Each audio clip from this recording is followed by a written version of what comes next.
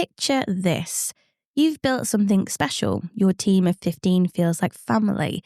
Everyone knows everyone. The culture just works. But now you're staring down growth, maybe to 50, maybe to 100 employees, and there's this gnawing fear. What if scaling breaks everything we've built? I got a call from the CEO to say, help, we're at 250 employees. We are getting investment to grow to 400 in the next year. And I just don't understand what's going on. People used to be nice here, and now, we had a no assholes culture, or we had an open door policy culture, and things are starting to change. And I looked up and I realized that it's just not what I want. That is Josh Levine, a work futurist, author, and culture consultant who's helped companies like Credit Karma navigate exactly this transition. Growing your team and keeping a great culture is the nightmare which keeps most founders up at night. And Josh is going to explain there's a magic number where everything changes. It's not 100, it's not even 75. According to Josh, your founder's culture starts breaking down at just 50 employees. That's when the physics of culture fundamentally shifts. But here's the thing. Josh says you can scale without losing your soul. It just requires something most founders hate doing: letting go of control and getting explicit about what actually matters. This is Truth, Lies and Work, the award-winning podcast where behavioural science meets workplace culture. We are brought to you by the HubSpot Podcast Network, the audio destination for business professionals. My name is Leanne. I'm a chartered occupational psychologist. My name is Al. I'm a business owner. And we are here to help you simplify the science of work. After this quick break, we'll discover why your beautiful founder's culture has an expiration date of exactly 50 employees, how to transform implicit behaviours into explicit values that actually scale, and why Gary Ridge's WD-40 approach proves you can grow without becoming soulless. Oh, and Josh is going to reveal the one mistake that turns values into expensive wallpaper. And also we'll talk about the recognition trap that destroyed Wells Fargo's culture. See you in just a second. My name is Josh Levine. I'm a work futurist in North America, focused on the power of company culture to change bottom lines and people's lives. And my job on this earth, I believe, is to convince more businesses about the power of company culture and how it needs to be a rigorous business tool that can be deployed and employed in a way that makes business run even better and people super, super engaged. And I have a book, a podcast, and a company all called Great Mondays. Let's talk about someone who's maybe going and they've got the 15th employee and they're looking to grow maybe to 100 employees in the next few years. Talk me through what they should be thinking about, what transition they're going to go through. What happens, let's call it the physics of culture, is when you grow, you start with a small group of people, and you know all of those people. And it is, as mammals, we look to our leaders for what success looks like. And this is the foundational kind of pixel of culture. And you're going to look to the leaders. And so your founders are the ones that are establishing, you may not even realize it, are establishing how you work.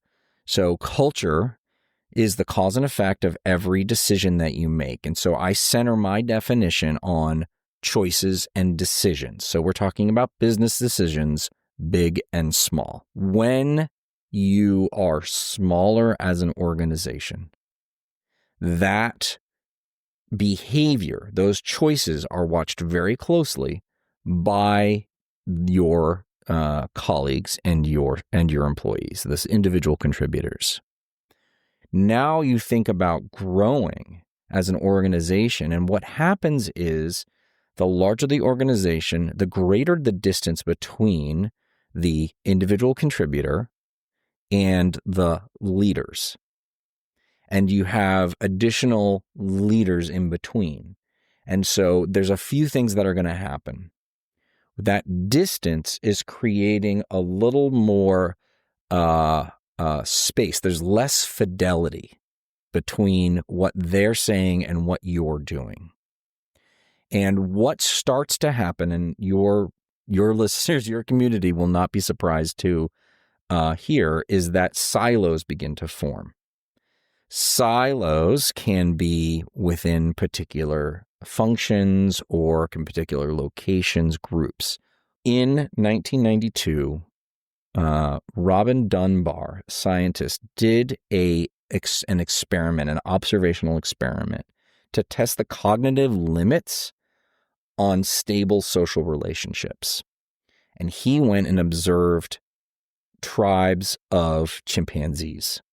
And what he found was that the upper limit was 150 individuals. Beyond that, the relationships, the amount of energy it took to build those relationships within that tribe, within that group, was more than the benefit. So if you think about a chimp either nurturing a youth in the group, right, or an adult male going out and hunting or protecting, that all works until about 150.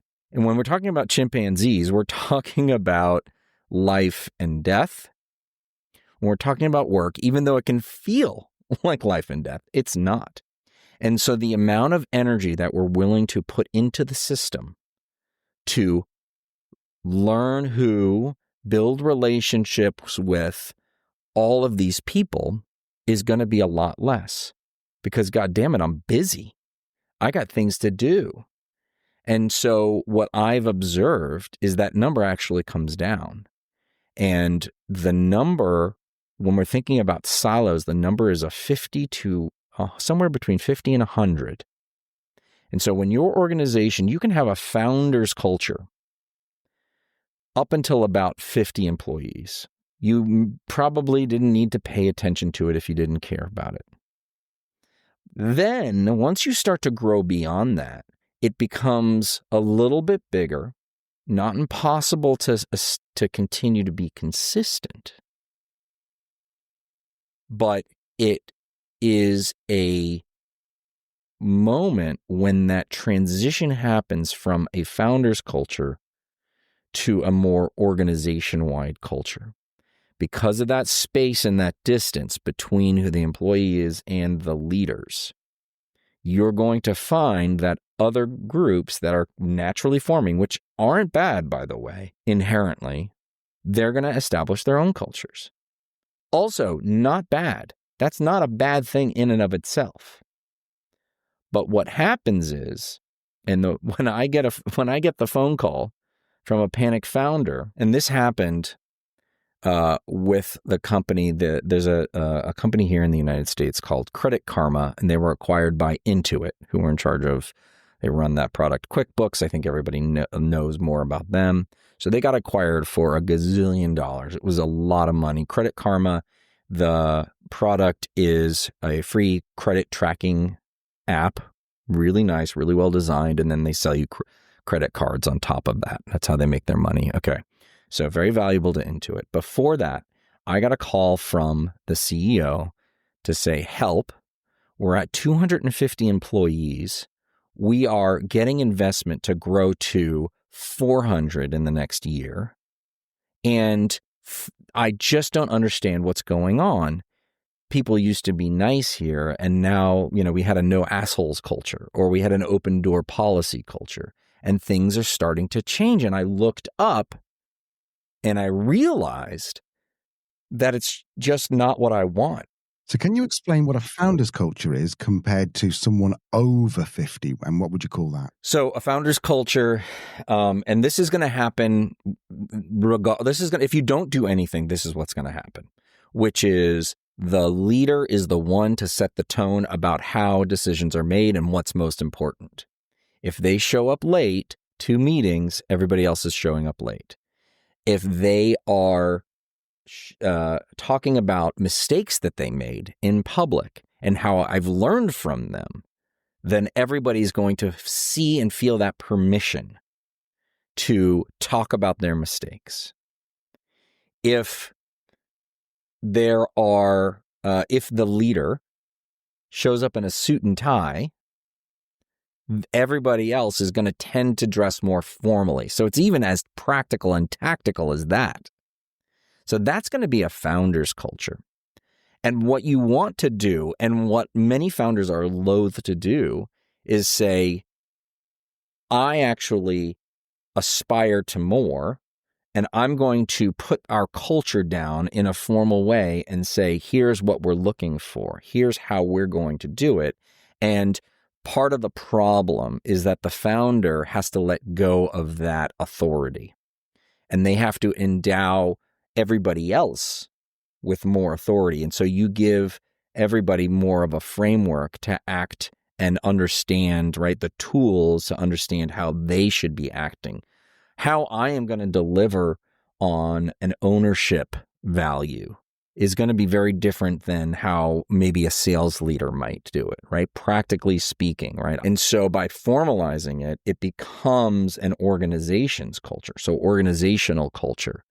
And that is when you can start to scale it, just like anything else. We got to get some software in here to be able to scale our onboarding, to be able to scale our hiring or our reviews or whatever it might be, how we collaborate. We need to create a system. We need to systematize this in order to make sure that everybody is going, oh yes, this is what what is expected of me, and here's how I'm going to do it. And my manager's always talking about these principles or these values, and they understand how they need to manage or lead or act or decide how to make choices regardless of where they are in the organization. And so it becomes this scaling effect, and the problem is that most organizations show up at 200, 300, 400, 500, and it has shifted from a founder's culture to an organization culture, but nobody knows it. And so all of a sudden the founder's like, why don't I have the influence anymore? Why is this changing? And so that is why it's really important when you're scaling to be able to pull out and talk about culture, not just as a subset of HR's job, or the cocktail party, or the swag, or whatever it might be. We need to be thinking about it in a much more rigorous way. And that way we can then, when scaling issues show up and an organization is going off in the wrong direction, or the sales team, they're notoriously, you're going to have a high-performing asshole in there, and you can have that conversation. And it's like, wait, I thought you said you want us to sell more. Yeah, but not at the cost of denigrating your colleagues. And that's one of our values. That's what we can talk about. So my hope is that everybody listening makes that leap, understands that culture is important, and putting a little bit of effort into identifying, codifying, and communicating early is going to help set that framework. Now, those things can change. They should change. Values can change. But putting it up there and making it part and parcel of your organization, and how you bring people in, and how you reward them, and how you talk to them and lead them, that's going to make a big difference once you prep for that hypergrowth stage. So up until 50, the founder kind of sets the culture. Above 50, then it's down to, I'm guessing, you define some values, and then the managers are the ones who are to ensure that, or the senior leaders are the ones to ensure that those values are upheld. It depends on the organization, depends how distributed they are, depends how, many folks are out there, but you get the point. So whose responsibility is it? I would push back and say it's everybody's responsibility, but as a manager, you are implicitly a leader, and you need to make sure that your team understands that it is important to be thinking about these values. So I'm sure many people, you and I included, have experienced this where they launch, or a company might launch values, and then it might be on our computer screens. It might be on our, security tags or whatever it is, but no one ever talks about them again. And that is the common way that folks, that leaders or executives will think about values, because they think, well, once I put it up, my job's done. That is the starting point, not the ending point. And that's the premise of my whole mission is, no, it's not just, the one thing we do 2 years ago. It's actually something that we have to talk about and invest in. And the returns are enormous, but they're not immediate. And so it is a long-term investment, and you have to believe it. Because if you just launch values and then forget it, you're worse off than if you hadn't launched values in the first place. To get back to answer your question, who's responsible for ensuring these values? Well, the leaders need to demonstrate and model that they are important. They need to remind people that this is something that's important. They need to talk about it. Because as much as I think culture is the most important thing that a business can do, most people don't. And they get busy doing the things that a business is supposed to do. This is a fundamental tool that doesn't have a direct, immediate connection. It is not go out and make 100 phone calls and sell more software and you're going to see the result. It needs to be something that you believe deeply, and it needs to be something that is continuous. It is part and parcel of how you do your work. And if you if you model that, if you lead it, if you talk about it, if you manage, if you establish a training program to help managers understand what it means, because this isn't easy. You might have 3, 4, or 5 values, but those values actually have definitions, and they have you've got to understand what they are. You have to apply them, and changing your behavior is a very hard thing to do because you have an instinct and you have pressure, time pressure, budgetary pressure. And so you're fighting against all these sort of normal functions of business. And that's why it can feel hard. And that's why it can be like, ugh, enough already. I'm exhausted. Only after you've invested in it for 1, 2, 3, 4 years, and then you start to see the results of an organization that understands, people who understand that there are rules of the road, there are expectations, and I will act on these pieces, these parts, and begin to deliver in a way that is more productive, more effective, more efficient. Because there's clarity, there's a common goal, a common understanding, and I don't feel like my work is underappreciated. I don't feel like I'm moving in this direction and then we shift and go in this direction, then we shift and go in this direction. You may have new initiatives, but those values stay the same. How we do it, it is something that we are going to do together.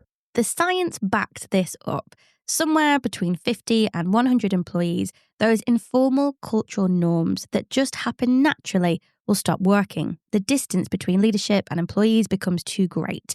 And that's when silos form. That's when you get the panic call Josh mentioned. People used to be nice here. What happened?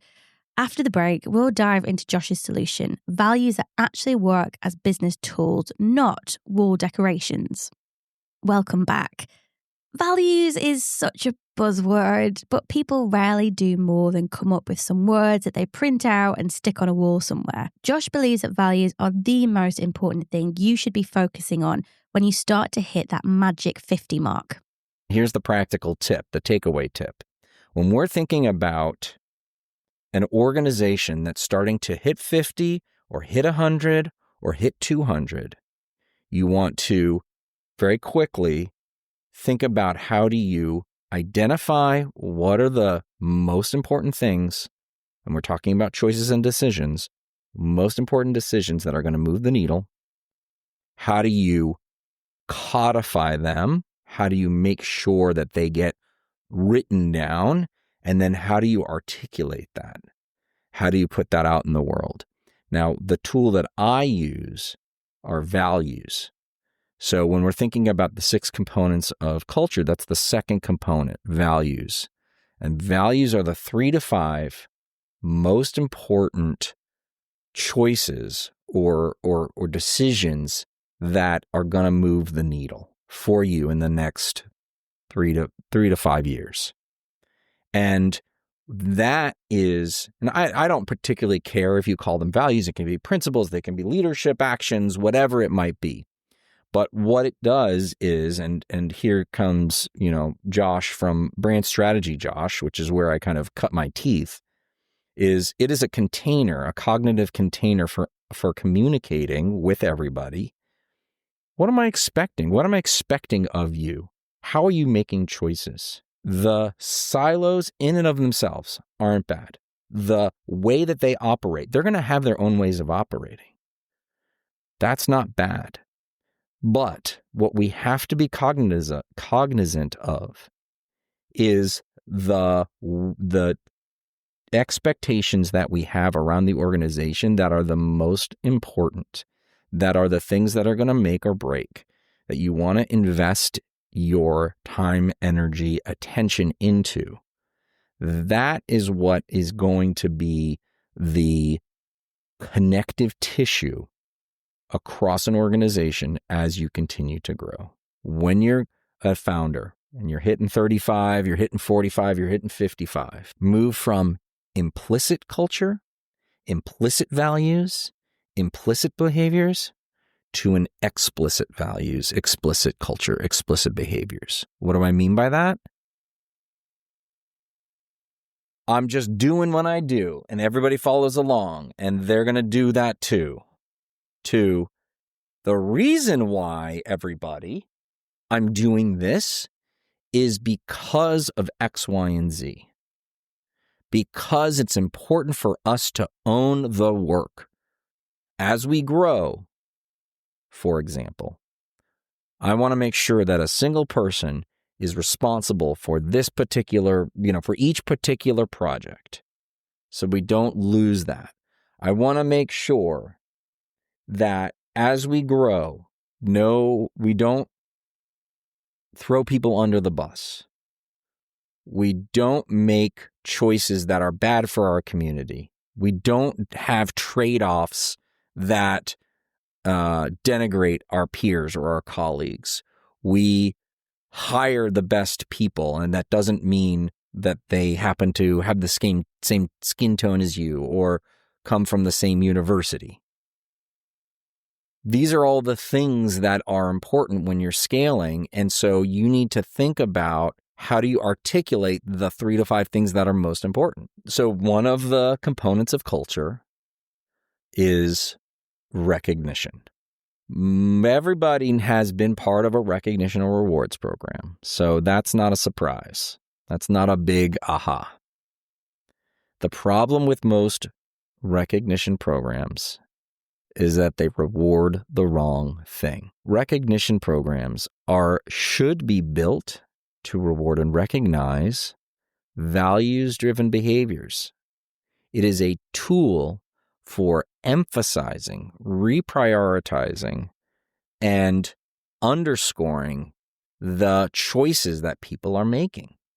Because there are too many examples throughout modern history of organizations that have turned the screws on recognizing and rewarding output, causing poor behavior to get to those.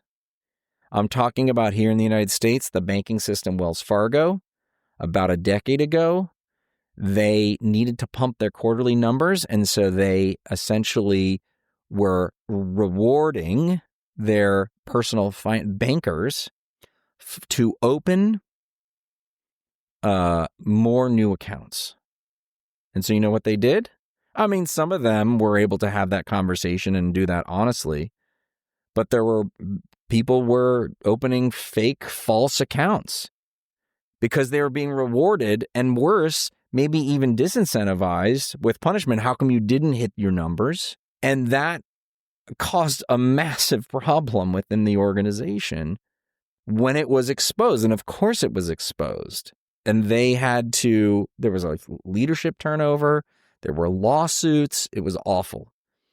And so when we think about rewarding values-driven behaviors, we're talking about rewarding how we get to the outcomes. If we want people to innovate, then we need to reward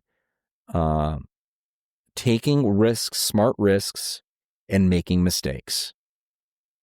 Because you can't just tell people to do new things louder. You have to go to the cause.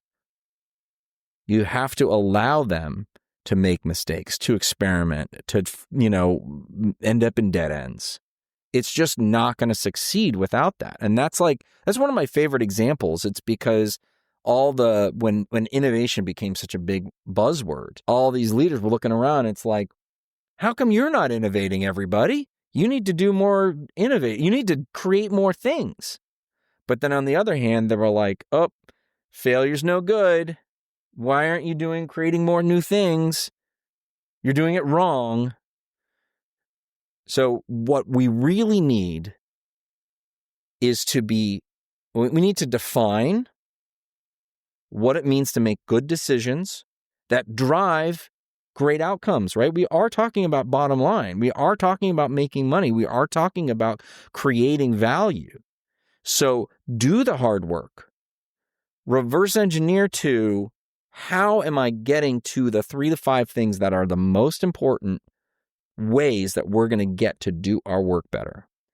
If it's a small organization, those 3-5 things are going to be different than a massive global enterprise. Those things are going to change. You need to make sure that you understand where you are now, reevaluate what those priorities are, and then move forward with that. The Wells Fargo scandal is a textbook case of what psychologists call goal displacement. Employees were rewarded for hitting a single metric, opening more accounts, without regard for how those targets were achieved.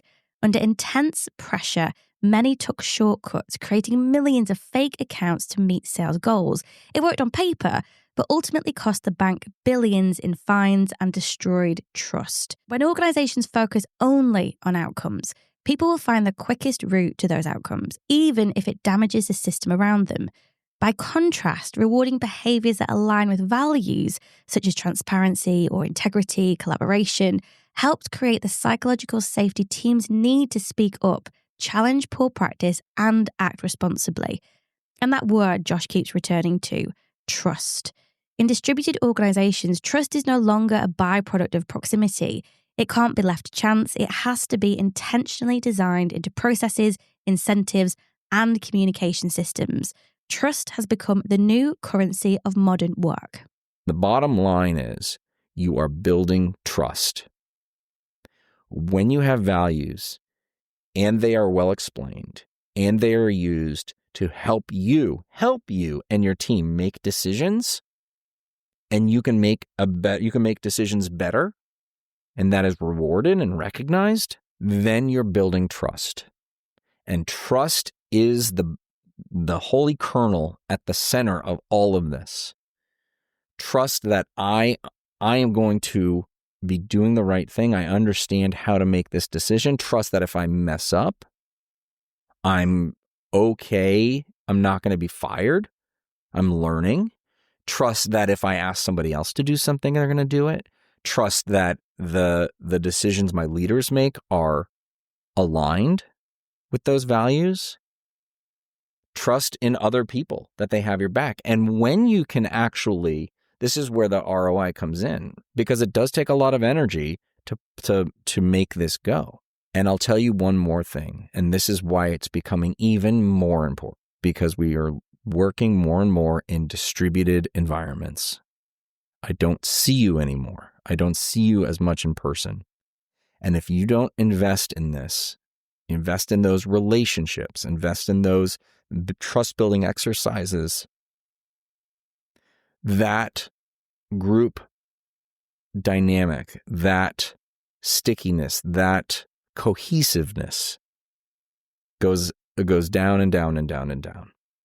We can't just say, great, we're giving up square footage, I'm going to save all this money and we don't have to come in. You don't have to commute. Ta-da, everything's going to be just as good.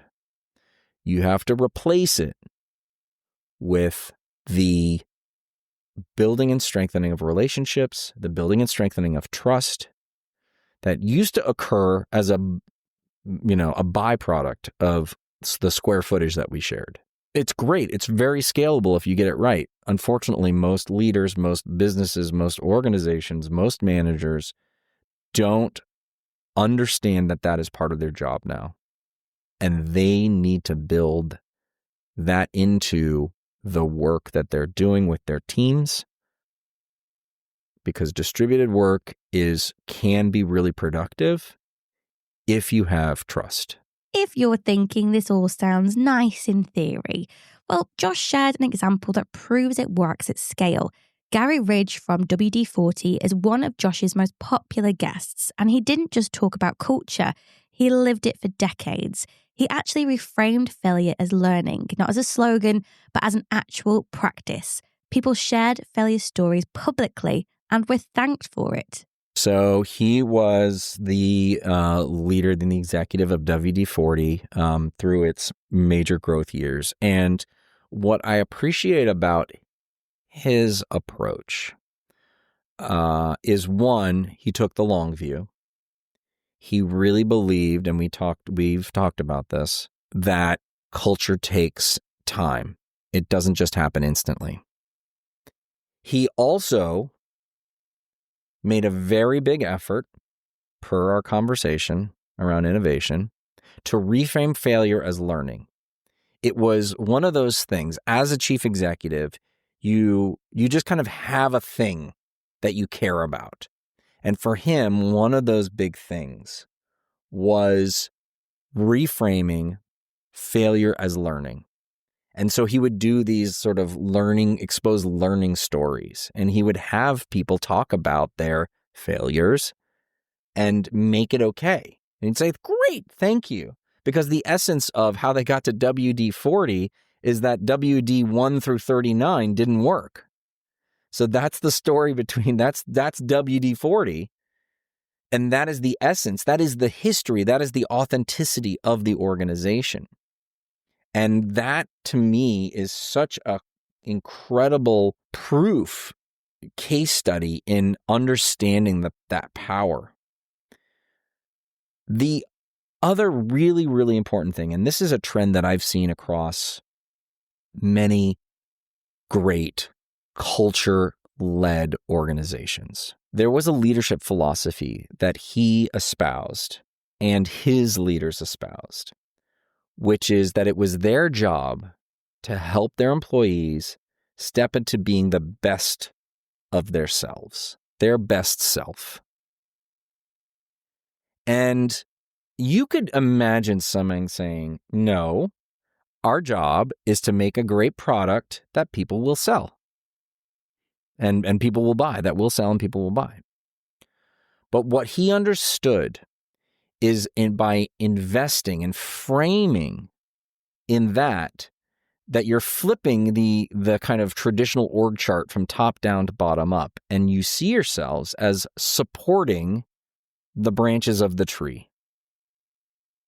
And what you get isn't immediate success, but you earn long-term trust and loyalty.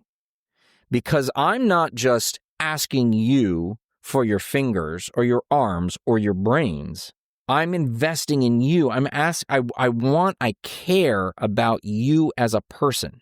And so you don't just get a paycheck, of course, you do. And you get satisfaction from doing a job well done and seeing your work, have an impact on the world. But you also get something, a competitive advantage that no other business is going to give you, which is an investment in you. As a human, I care about you. And so you better believe when another organization comes along and says, Al, I've got a new position. I'm going to double your salary. You're going to think long and hard before you take that because Gary and his team have provided you with much more than the cash that you get at the end of every 2 weeks.